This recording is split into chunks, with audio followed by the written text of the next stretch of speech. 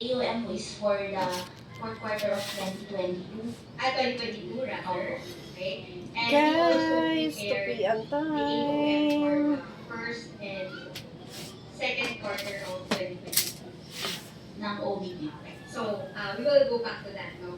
So, when Mr. Wamil reassigned to you his account, was there any office memorandum that was issued by the COA reassigning you as the examiner? The question is misleading, Your Honor. It is not Mr. Wamil who reassigned the account to her.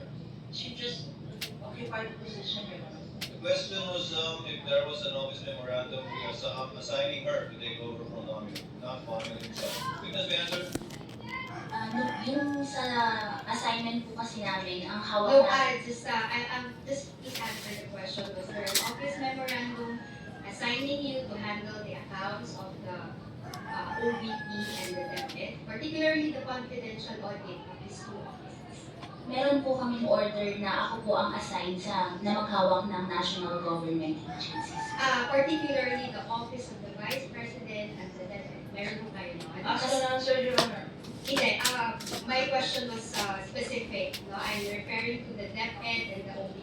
Witness, may answer? These are national entities. Your Honor, please, can the council allow me to continue my Ask and answer, Your Honor. Witness, may answer, counsels.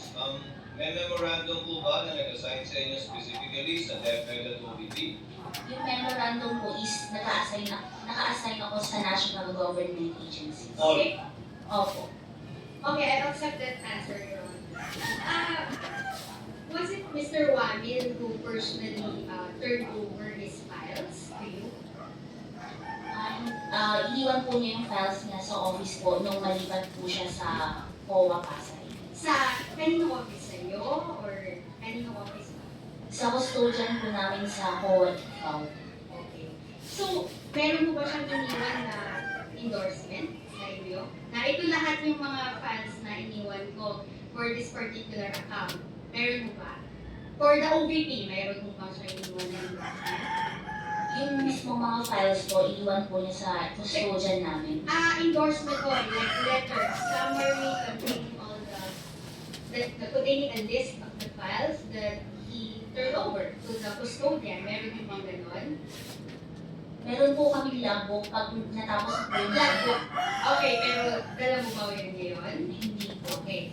So how about dun sa DepEd? May iniwan mo ba siyang transmittal dun sa custodian na ito lahat yung mga iniwan kong files with regard to the audit of the DepEd confidential funds? Meron mo ba?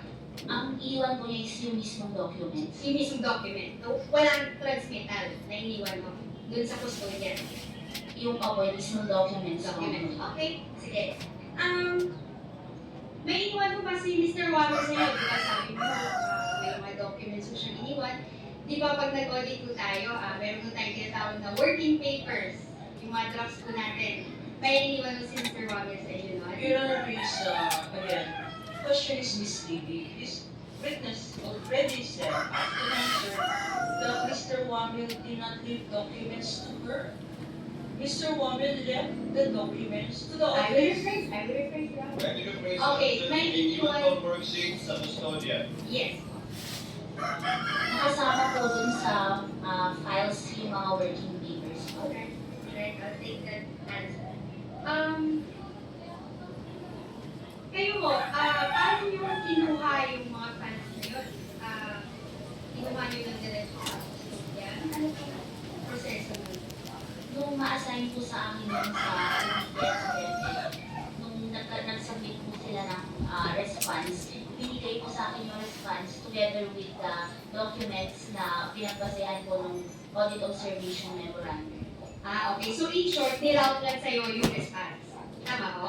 Response together with Yeah. yung AOM, together with the attachment po na yung mga dokumento. Okay. So, kailan mo yan niroute sa inyo? Yung response, yung AOM, mga estimate lang ko. Iba-iba po kasi, di ba ang una is yung March 13, 2024 na response nila sa MS. Naibigay po sa akin to March 14.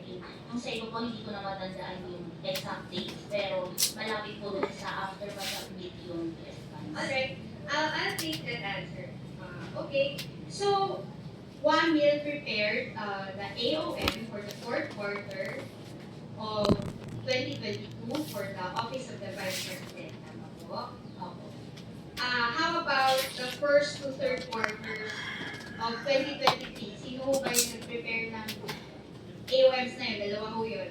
Yung sa OBP po, na first and second quarter 2020, nandun pa po siya nung ma-issue po yung AOM.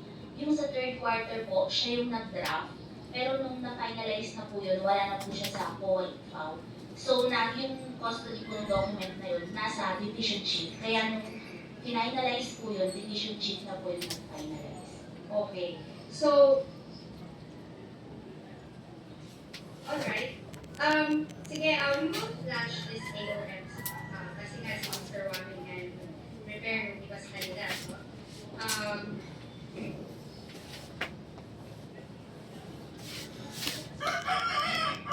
Thanks for watching. Please Very subscribe. low from council.